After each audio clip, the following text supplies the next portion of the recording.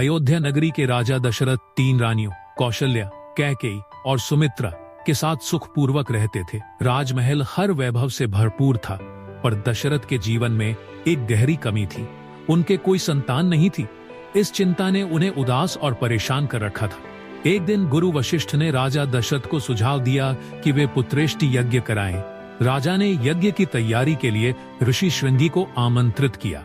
यज्ञ पूरा हुआ और अग्निदेव ने एक स्वर्ण पात्र में खीर प्रकट की। वह खीर राजा ने अपनी 3 रानियों में बांट दी। कुछ समय बाद कौशल्या के गर्भ से श्री राम का जन्म हुआ। कैकेयी ने भरत को जन्म दिया और सुमित्रा के 2 पुत्र हुए, लक्ष्मण और शत्रुघ्न। पूरे अयोध्या में उत्सव का माहौल था। चारों राजकुमार धीरे धीरे बड़े होने लगे। राम सभी में सबसे शांत, बुद्धिमान और मर्यादित थे। लक्ष्मण को राम से विशेष स्नेह था और वे हमेशा उनके साथ रहते थे। एक दिन राजमहल में ऋषि विश्वामित्र आए। वे राजा दशरथ से बोले, मैं यज्ञ कर रहा हूँ, लेकिन राक्षस उसे नष्ट कर रहे हैं। मैं राम और लक्ष्मण को अपनी सहायता लिए चाहता हूँ। राजा दशरथ अपने पुत्रों को भेजने के लिए हिचकिचाए, लेकिन गुरु वशिष्ठ ने उन्हें समझाया।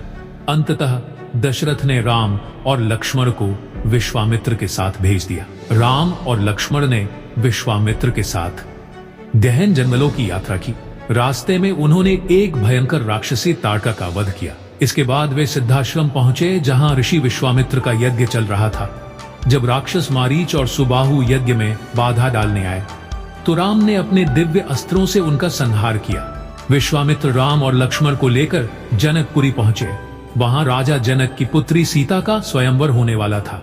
स्वयंवर की शर्त थी कि जो शिव के विशाल धनुष को उठाकर उसकी प्रत्यंचा चढ़ाएगा, वही सीता से विवाह करेगा। स्वयंवर में कई बड़े राजा और वीर आए, लेकिन कोई भी शिव धनुष को हिला तक नहीं सका। जब राम की बारी आई तो वे सहजता से धनुष को उठाकर उसकी प्रत्यंचा चढ़ाने लगे।